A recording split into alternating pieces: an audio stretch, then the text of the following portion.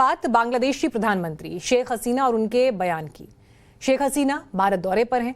राष्ट्रपति भवन में प्रधानमंत्री मोदी ने उनका स्वागत किया। दोनों के बीच बात हुई, मुलाकात हुई, 7 समझौतों पर दस्तखत हुए। लेकिन शेख हसीना ने एक इंटरव्यू में रोहिंग्या मसले को लेकर जो कुछ कहा, उससे भारत के माथे पर चिंता की लकीरें खींच गई हैं।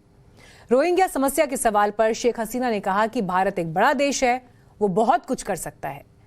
शेख हसीना के इस बयान के मायने क्या हैं, आज इसे समझने की जरूरत है, और उस समस्या को भी जिसका सामना हिंदुस्तान कर रहा है।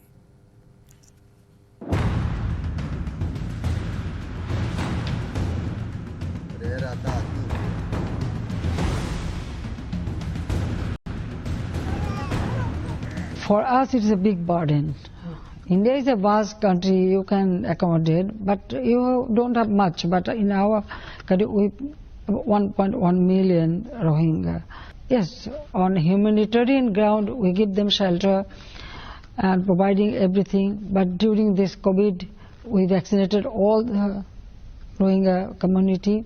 Our environment hazard is there. Then some people engaged in drug trafficking or some arms conflict, women trafficking. But now they should go back to the country. But India as a neighbor country, they can play a big role on it. I feel that. Bangladesh की प्रधानमंत्री शेख हसीना ने Rohingya मसले पर भारत से मदद मांगी, लेकिन ये बयान भारत की टेंशन बढ़ाने वाला है। आखिर क्यों, ये जानने और समझने की जरूरत है। पिछले साल संसद में दी गई जानकारी के मुताबिक भारत के करीब 12 राज्यों और केंद्र शासित प्रदेशों में रोहिंग्या मुसलमान रह रहे हैं। इनमें जम्मू कश्मीर, दिल्ली, पंजाब, हरियाणा, उत्तर प्रदेश, राजस्थान, पश्चिम बंगाल, असम, तमिलनाडु, तेलंगाना, कर्नाटक और केरल शामिल हैं। यहां करीब 18,000 रोहिंग्या मुस्लिम रह रहे हैं।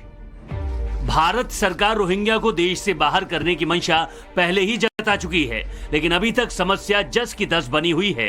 नागरिक संशोधन बिल 2019 की चर्चा के दौरान ही केंद्रीय गृह मंत्री अमित शाह ने साफ ऐलान किया था कि भारत रोहिंग्याओं को कभी स्वीकार नहीं करेगा।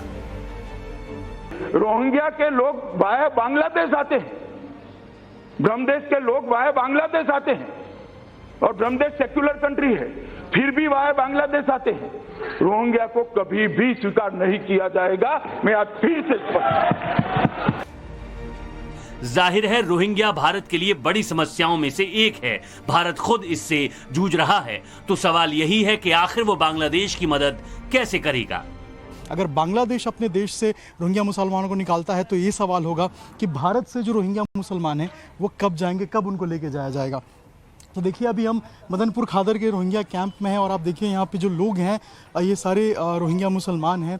और आप देखिए ये झुग्गी जो झोपड़ी है, ज़कात फाउंडेशन की ज़मीन है, यहाँ पे इनको रखा गया है। और सारे जो रोहिंग्या मुसलमान हैं ये सब बर्मा से आए हुए हैं यहाँ पे, और ये सारे यहीं पे रहते हैं। इस समय मैं जिस इलाके में खड़ा हूँ ये सुंजवा मिलिट्री स्टेशन के करीब है। अगर जहाँ भी कहीं आप देखेंगे जो ये रोहिंग्या हैं, ज़्यादातर या तो सिक्योरिटी इंस्टॉलेशन के करीब बसे हुए हैं या मिलिट्री स्टेशन के करीब बसे हुए हैं। और ये सुंजवा का वो मिलिट्री स्टेशन है जहाँ पे 3 फिदायीन हमले पिछले कुछ वर्षों में हो चुके हैं। यही एक वजह है कि लगातार कई लोग कह रहे हैं कि इनको यहां से डिपोर्ट करना चाहिए, क्योंकि इंटेलिजेंस इनपुट्स के मुताबिक लगातार लश्कर तोयबा और जैश ए मोहम्मद की पूरी कोशिश है कि इनको वर्गलाया जाए, इनको एक्सप्लॉइट किया जाए और इनको आतंकवादी गतिविधियों में धकेला जाए।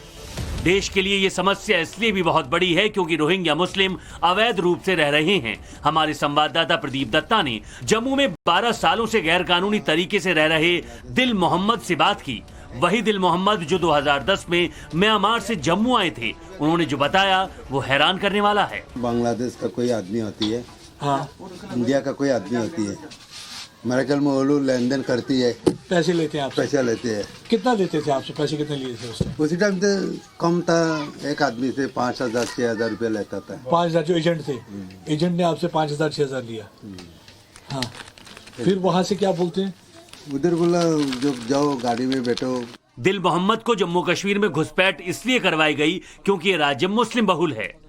हर आदमी को सुना था यहाँ जो जम्मू कश्मीर में मुसलमान ज़्यादा है, अच्छा, तो मुसलमान ये समझता है, लेकिन मुसलमान को मुसलमान हिलाप करेगा तो ये तो नहीं है। जब हम लोग जो अपना मुल्क में जो यहूदी जो हम लोग को बुद्ध जब हम लोग को तंग किया था, मार रहा था, कुट रहा था, तो हम लोग का सोच में ये था, लेकिन हम लोग को जो मुसलमान इलाका में जाएगा तो हम लोग को थोड़ा सुकून मिलेगा, हम लोग को सहारा मिलेगा। इसलिए हम लोग इसी वजह से ना हम लोग को हिंदुस्तान में हर स्टेडियम में मुसलमान है, अभी पता चला, हम लोग को पहले वाकई में नहीं था। देश के अलग अलग हिस्सों में रोहिंग्या अवैध रूप से रह रहे हैं, लेकिन उनके वोटर और आधार कार्ड बन गए हैं। यही चिंता की बात है। वेरिफिकेशन की जरूरत है कि कुछ ऐसे रोहिंग्या भी हैं जिन्होंने आधार कार्ड बना लिए हैं, कुछ ऐसे रोहिंग्या भी हैं जिन्होंने अपना नाम वोटर लिस्ट में भी दर्ज करा दिया है। यानी कि करप्शन की वजह से ये रोहिंग्या जो कि अवैध रूप से यहाँ रह रहे थे, अब भारत के सिटीजन भी बन चुके हैं। यहाँ पे ये देखना होगा कि कौन सरकारी अफसर हैं जो उन्हें मदद कर रहे हैं।